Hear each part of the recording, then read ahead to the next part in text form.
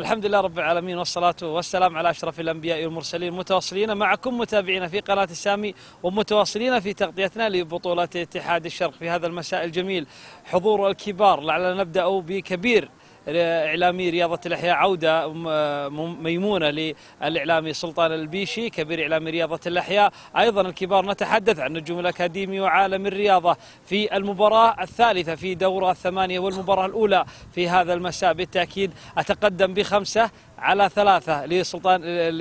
لسلطان والخمسة لي بعد انتصاري ب5 مرات على سلطان البيشي. لعلها تكتمل في هذا المساء، ولعل البداية مع نجوم الأكاديمي الذي تصدر مجموعته ب7 نقاط وبهدافه المميز حسن كعبي أيضا ب7 أهداف. انتصر في مباراته بدور 16 على فريق النفيسة بهدفين لهدف. نسلط الضوء أكثر على نجوم الأكاديمي ما قبل مباراته في دور الثمانية مع عالم الرياضة مع رئيس الفريق الأستاذ خزيم القحطاني. رحب فيك بداية في قناة سامي وقبل مباراتك مع عالم الرياضة. أول شيء الله يعطيكم العافية على الاستضافة وعلى الإعلام والتميز اللي قاعد تسوونه. ومباراة عالم الرياضة اليوم مباراة خروج مغلوب، يعتبر نهائي مبكر مع شقائنا عالم الرياضة، ونقول الفائز يستاهل ألف مبروك، والخاسر وإن شاء الله ما في خاسر نقول له هارد لك. أبو جابر، في لقائي معك بعد انتصارك مع فريق النفيسة كنت ترغب المعذر أكثر من عالم الرياضة، خاصة أنك لعبت مع عالم الرياضة في مباراة انتهت بالتعادل السلبي. في هذا المساء لن تنتهي هذه المباراة بالتعادل بإذن الله. شوف، عالم الرياضة فريق بطل ونفس الطريقة المعذر، بس نقول يعني عالم الرياضة فريق كبير ومعروف باسمه وقوته في الحواري معروف وسمعته، فلا بد أنه يصير الواحد أنه يعني ند يعني قوي، لازم أني أكون أستبعد عنها، أدور الفريق اللي أقل منه مستوى شوي. اليوم نشاهد يوسف بركة موجود، نشاهد بعض الأسماء الجديدة. هل لديك غيابات؟ هل لديك عناصر إضافية في هذا المساء؟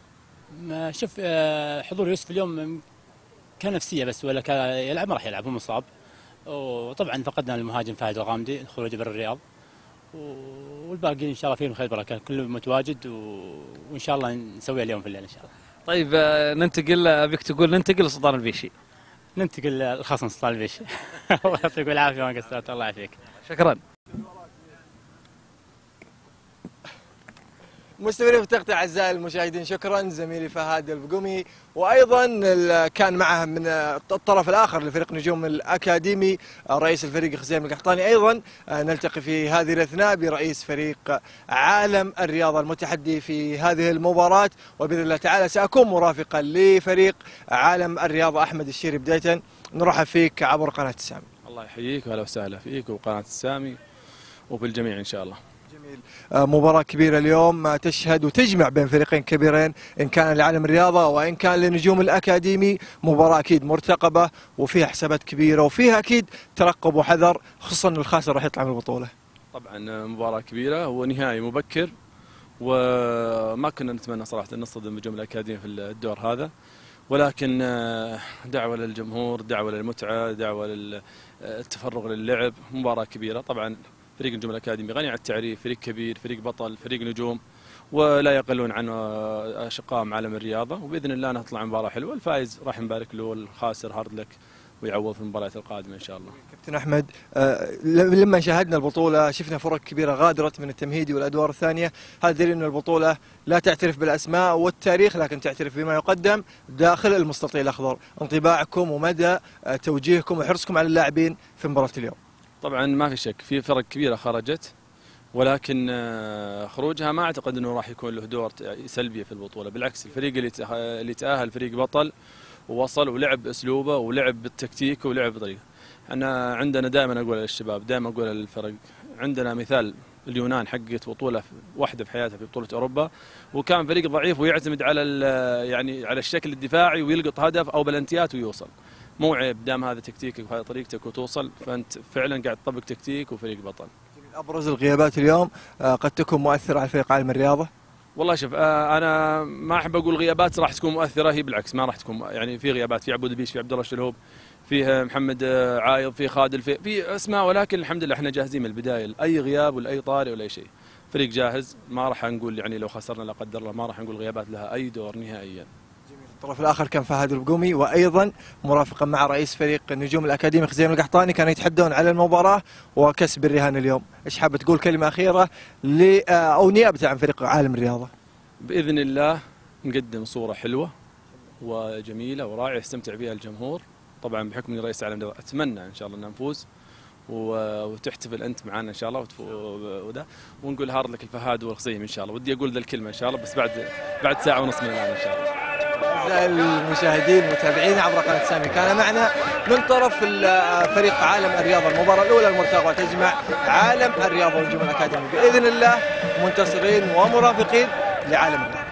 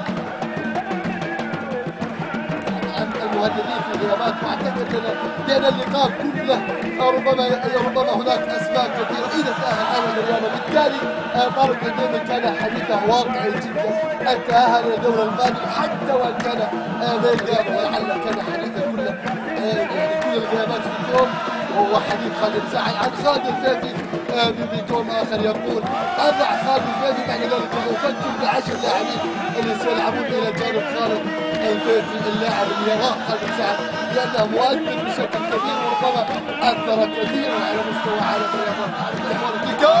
التصويبه من اللاعب عبد الله جازع اللي حاول ان يخادع حارس المرمى في الكرة الارضيه.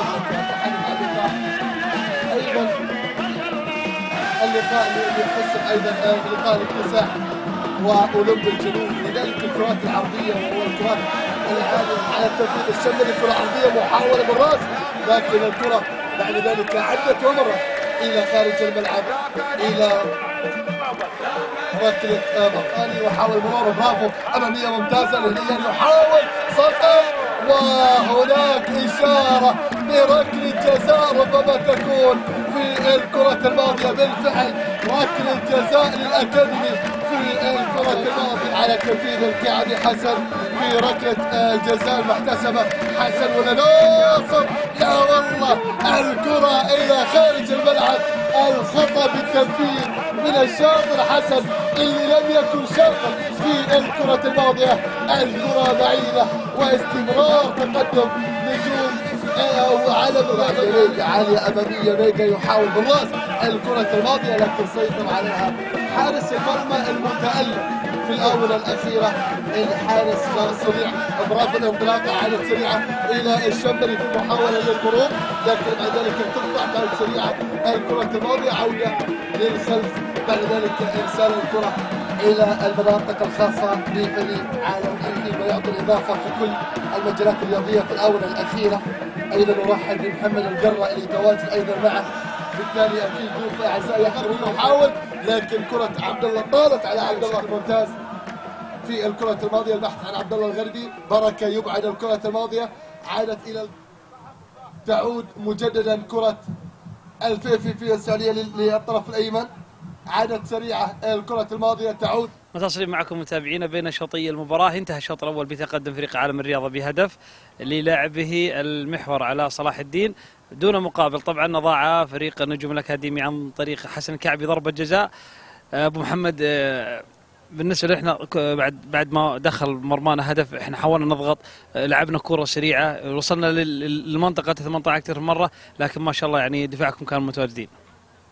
اولا كان غيرك اشطر يا فهد، وواضح عليك الربكه من الدخله، لكن اللاعب اسمه علاء الدين صلاح وانت قلت علاء صلاح الدين، هذا دليل الخوف والحذر اللي عندكم كنجوم الاكاديمي.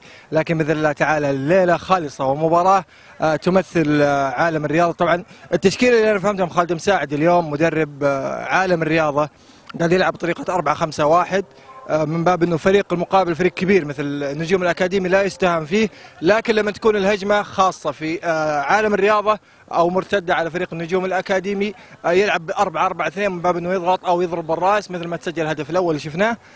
تقريبا المباراه ماشيه في السليم لصالح عالم الرياضه. ابو محمد، ممكن المتابعين اللي تابعوا تشكيله الفريق، دخل يوسف بركه في التشكيله رغم انه مصاب تحمل الاصابه. غياب فهد الغامدي مؤثر اليوم في المباراة. حسن الكعبي يلعب لأنه المباراة الأخيرة كان مع فهد الغامدي. حسن الكعبي كأنه تايه في منطقة الهجوم، يعني ياخذ كرة يرجع ينزل كرة للأطراف سواء كان القحطاني ولا عبد الله مشغي يمشي لهم كور، بس ما إلى الآن إحنا ما وصلنا للخطورة.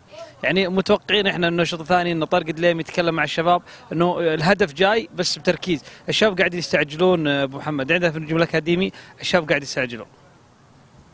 جميل. ايضا العجله اثمرت بذكاء ودهاء طبعا اللاعب ما شاء الله اللي هو عبد الله ديان في نجوم الاكاديمي. للامانه تحصل على كره داخل منطقه الجزاء، استغلها بشكل صحيح، وقف حتى جاه الخصم اللي هو الدفاع لعالم الرياضه وكسب ركله جزاء. للاسف اهدرت عن طريق حسن الكعبي. لكن اذكر ايضا بابرز النقاط المهمه لفريق عالم الرياضه، واضح بشكل كبير من الكابتن خالد مساعد مدرب عالم الرياضه بالتركيز على التسديد من خارج منطقه الجزاء. قد تصيب كره او كرتين ويتسجل منها اهداف. شاهدنا اكثر من كره للجازع وايضا محمد الفيفي قد تثمر ان شاء الله معنا في الشوط الثاني. محمد، ليش يعني ممكن يكون في تحفظ الفريقين يلعبوا من بعض في الدور التمهيدي، حافظين بعض عارفين بعض، يمكن بس اللي اختلف عندنا في الجمله الاكاديمي انه يوسف بركه وميجا وحسن كعبي ما لعبوا المباراه الاولى اللي كانت في الدور الاول اللي في التمهيدي. في تحفظ كثير. الجمله الاكاديمي اليوم يعني الشوط الاول انا صراحه يعني انا اتحدى باسم الجمله الاكاديمي، لكن صراحه المستوى الشوط الاول كان في تسرع، كان في، انا اقول ان شاء الله باذن الله ان الشوط الثاني انه نرجع، يعني معنا اول 5 دقائق لو نسجل فيها هدف قدرنا نرجع المباراه. ماجد الشهري عنده اصابه لمدافع عالم الرياضه. سعيد القرني لياقته ممكن ما بتسعفه مع سرعه الشباب. عبد الله ديان والقحاطين الاخوان. فان شاء الله نقول ان شاء الله لنا الشوط الثاني ان شاء الله. ابو محمد، لنا كل التوفيق اكيد للفريقين. لكن للامانه مهما كانت لياقه دفاع وصخرة الدفاع لعالم الرياضة، إلا أنه الخبرة تفرق في المباريات. فريقين ثقيلين داخل الملعب، الكل يحاول يكسب المباراة بأي طريقة كانت، في هدوء، في ترقب، في حذر. 1-0 ما هي نهاية المباراة، لكن في الشوط الثاني إن شاء الله أجمل، يجمع الفريقين إن شاء الله، وعالم الرياضة أقرب. متابعينا كان هذا تحليل مبسط عن مجريات الشوط الأول، أتمناها أن تكتمل السادسة لي ولا تكون الرابعة لأبو محمد بانتصار نجوم الأكاديمي. بعد نهاية الشوط، بعد نهاية المباراة بإذن الله مايك قناة سامي سيكون مع المنتصر، انتظرونا. شهد ايضا ركله جزاء ضائعه لنجوم الاكاديمي وتعود الى التيفي. التصويب الاماميه من محمد الفقي لكن سهله، بعد ذلك وصلت الى حارس المرمى. الحارس هادي شرحي.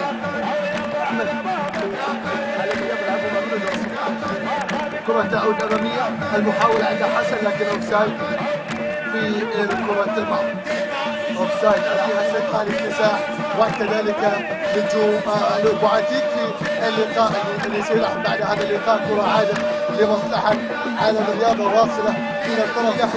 حسن يحاول أرسل الكرة، لكن القائد في هذا المساء الكابيتانو في هذا المساء سعيد القرني اللي أنقذ الكرة الخطأ القادم والفرصة القادمة. حسن ولا عبد الله، ربما يكون حسن بالفعل. حسن هاتفين، ارسل الكره اماميه، محاوله على الكره اللي ابعدها ناصر الكعبي اللي يتواجدون بالتشكيله هم الغائبين.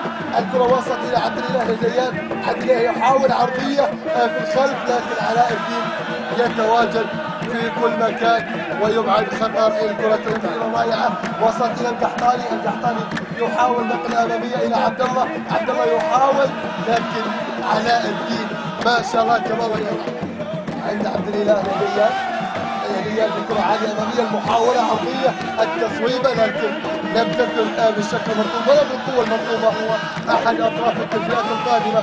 الكره تعود عاليه اماميه واصله بعد ذلك الى حارس المرمى هادي شرح لما خطا، والكره عند علاء تركها في التصويبه. كره عاليه، المحاوله في الكره الماضيه لكن حارس المرمى في الكره الماضيه عاليه خاطئه ربما تكون، لكن الى احضان حارس المرمى ناصر سليمان. كره رائعه يطمح اكيد لتحقيق نتيجه ايجابيه مع فريقه في هذا اللقاء المتاخر. اكيد كره عادت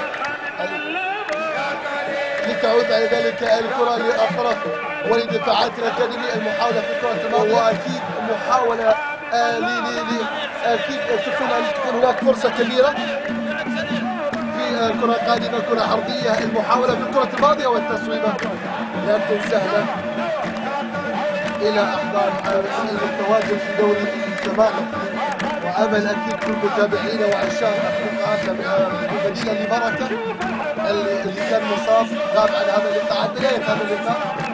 ربما التسهيل في الوصول الى الملعب يستدعي اشراك يوسف بركه. حتى يحاول عبد الله يبحث عن مرور، عرضيه ممتازه، التصويبه في الكره الماضيه لكن تصويبه اللاعب ربما الكره تعود، وربما التصويبه القادمه عادت الى القحطاني اللي يحاول في الكره الماضيه، بعد ذلك الاعاده والخطا لمصلحه نجوم عبد الله مشري. ربما يكون هو على التنفيذ. الكره القادمه، الكره المرسله عاليه اماميه، محاوله سيطر عليها ناصر. الكره لا زالت محاوله دربكه في الدفاعات. الكره عدت الى ركله زاويه يعلنها السيد خالد المالكي في وجود 4 دقائق. محاوله بالراس، الكره بعد ذلك تبعد على دفاعتين القلبي في هذا اللقاء. الكره تعود مجددا، القحطاني للخلف، المحاوله في الكره الماضيه، المشري يحاول. الله الله الله الله على الكره الماضيه وعلى الباك. كره عاليه اماميه، محاوله الكره بعيده تماما. الكره عدت ومرت الى خارج الملعب الى ركله مشروب. هيئها للخلف بشكل ممتاز، واصله الى فوزي المطيري. فوزي الى عبد الله، نقلات جميله بين الزمن في عمليه تسجيل هدف التعديل. الكره للخلف عند عبد الله الى عبد الله مشغي، تمريره في الكره. مسيرة تقطع اعزائي المشاهدين، انتصار مستحق لصالح فريق عالم الرياضه مرافقا لهم في هذه المباراه، وواصلا باذن الله تعالى معهم لدور الاربعه. بدايه نقول الف مبروك الانتصار وسلامة، طمنا على اصابتك. الله يسلمك حبيبي ويبارك فيك. الحمد لله ضربه بسيطه على الجنب والحمد لله، ما قدرت اكمل المباراه وكلمت المدرب والحمد لله كفى ووفى، والشباب والحمد لله اهم شيء 3 نقاط تاهل في المباراه هذه، والاصابه ان شاء الله فيها كلام بعد. قريب من الفريق وسمعت اكيد حديث رئيس الفريق حول اهميه هذه المباراه وعدم التفريط فيها، خصوصا انكم لعبتوا ضد فريق بطل ضد نجوم الاكاديمي ولكن استحقتوا الانتصار في المباراه. انطباعك للمباراه القادمه دور الاربعه؟ والله زي ما تعرف مباريات خروج المغلوب هذه ما تعترف الا بالتاهل، الله يذكرك ما تعترف الا بالتاهل، ما في شيء اسمه اداء مستوى، هذا ما يعترف فيه. والمباريات اللي زي خروج المغلوب هذه اللي تكسبها لعبه، والحمد لله احنا كسبنا اليوم، والمباراه الجايه باذن الله ان نكسبها ونتاهل باذن الله الى النهائي. الله يبارك فيك حبيبي، يعطيك الف عافيه. يعطيك العافيه، مبروك. الله يعافيك، الله يبارك فيك. مباراة كبيرة، بس الكاميرا هنا، مباراة كبيرة ضد فريق نجوم الأكاديمي، حققت فيها الانتصار الأهم والثمين ووصول دور الأربعة. اللهم لك الحمد. والله هذه الجميع لاحظ أن هذه مستوياتنا من أول السنة، مر علينا زي الإرهاق وباريناهم مباراة أولى وكنا أفضل، والحمد لله الإنصاف أتى اليوم وفضل من ربي أن انتصرنا، اللهم لك الحمد. حرصكم اليوم على المباراة كان واضح، كان في حذر، كان في ترقب للمباراة، حققتوا فيها الفوز والانتصار اليوم. اللهم لك الحمد. أنت تعرف نجوم الأكاديمي فريق منظم، لما تحرص قدامه وضغطناه ولعب على الطويل أكثر مرة معناه أن كنا أفضل منه، والحمد لله أن فزنا، اللهم لك الحمد. يعطيك العافية. الله يعافيك. الله يعافيك. مستمرين في تغطية أعزائي المشاهدين، عبد الله الجازع اللاعب المحترف لصالح عالم الرياضة، مبروك الانتصار. الله يبارك فيك، ونقول هارد لك نجوم الأكاديمي وقدموا مباراة حلوة والحمد لله. مباراة كبيرة ضد نجوم الأكاديمي، كنا متابعين كلام المدرب ورئيس الفريق، الحذر، الترقب، عدم الاستعجال، عدم التفريط في النتيجة والمباراة. شفنا اليوم أداء كبير لعالم الرياضة والانتصار الثمين. أول شيء احنا في البداية دخلنا بتكتيك عالي من المدرب خالد مساعد، وكانت الروح موجودة والإصرار والحماس أن نحقق ونوصل لدور الأربعة، والحمد لله حققناه إن شاء الله. نقول مبروك الانتصار وفالكم التوفيق إن شاء الله في دور الأربعة. الله يبارك فيك إن شاء الله حبيبي. ما زالت الافراح من ارض الملعب الناقل لبطوله اتحاد الشرق، معنا كابتن فريق عالم الرياضه، نقول مبروك الانتصار، مبروك التاهل لدور الاربعه، واجهتوا فريق كبير مثل نجوم الاكاديمي لكن حققتوا فيه الانتصار. في البدايه الحمد لله، الف مبروك العالم الرياضه وهارد لك للاشقاء نجوم الاكاديمي. مباراه اعتبرها نهائي مبكر، والحمد لله قاعدين نفكر خطوه بخطوه لحد ما نجيب الكاس باذن الله. اليوم علم الرياضه ما لعب مباراه تقريبا مجراه للخصم او اختبار للخصم، لعبتم مباراه موزونه، تكتيك معين، اتوقع انه خطه معينه طلب منكم وجهتوها نفذتوها، كنتوا اقرب للهدف الثاني، ولكن الحمد لله كان انتصار ثمين لكم اليوم. والله الحمد لله، يعطيك العافيه. العافيه. نجوم الاكاديمي تجاري بطريقته صعب، وفي هالمباريات المستوى ما تستفيد منه شيء، الفرص الضائعه، الاهم النتيجه. احنا استغلنا يعني خبرتنا، الحمد لله سجلنا هدف في البدايه ومشينا مباراه زي ما احنا نبغى، صح في النهايه صار علينا ضغط شوي، بس ولله الحمد في اسد في الباب، في رجال في الملعب، والحمد لله القادم افضل. راهنت عليكم وكنتوا قد الثقه. انا اقول لك راهن دور الاربعه والفاينل وراح ترفع راسك ان شاء الله، وياك ان شاء الله. يعطيك العافيه. كنت اللي راهنت عليه كثير فعلا كحارس وحامي لعرين، الحارس اللي راهنت عليه وكان حامي عرين عالم الرياضه للامانه، كنت متصدي اليوم لاكثر من هدف، كان في تضحيه اليوم، كان في استبسال في حراسه المرمى، نقول لك الف مبروك. الله يبارك فيك، اللهم لك الحمد حتى ترضى، ولك الحمد اذا رضيت، ولك الحمد بعد الرضا. طبعا التوفيق بيد الله، دعاء الوالدين ومجهودات اللعيبه، ولا تنسى بعد فريق نجوم اكاديمي نجوم فريق بطل وقابلناه في الادوار التمهيديه، ويعني نتيجه هزمناه 1-0، يعني نتيجه خطيره، والله اللهم لك الحمد، وتاهلنا دور اربعه وان شاء الله فلنا النهائي وكاس باذن الله. كابتن ناصر، مباراة تلعبها ضد فريق نجوم الأكاديمي يكون فيها كثير حذر وخوف، خصوصا من حارس المرمى نصف الفريق، أما أن يعدل الموازنة بفوز أو يتسبب في خسارة. اليوم كيف واجهت المباراة؟ والله نجوم الأكاديمي مثل ما قلت لك أخوي سلطان، نجوم الأكاديمي فريق قوي، فريق ما وصل الدور هذا لأنه هو فريق يعني بطل. تخبر نتيجة 1-0 خلاص، أنت ما واحد سجلت لازم تدافع، هم هجوم، والله لك الحمد، يعني كذا كوره رديتها الحمد لله. كنت مراهن على عالم الرياضه وعلى ناصر والحمد لله تفوقت اليوم. الحمد لله في التوفيق، يعني بدعاء الوالدين ومجهودات اللعيبه، اللهم لك الحمد والشكر يا رب. الله يعافيك حبيبي ويرضى فيك. أعزائي المشاهدين هذا كان كل ما لدينا في المباراة الأولى لعالم الرياضة ونجوم الأكاديمي. يشهد الله أنها من أصعب المباريات اللي واجهتها. القلب ينتصف نصفان، إما لنجوم الأكاديمي وإما لعالم الرياضة. لا خاسر في هذه المباريات، مباريات خروج المغلوب من دور الثمانية. انتصرت على فهد البقومي وهذا كان الأهم، وهذا كان كل ما لدينا في المباراة الأولى لهذا المساء. نلقاكم في لقاء آخر ومباراة أخرى. دمتم في أمان الله.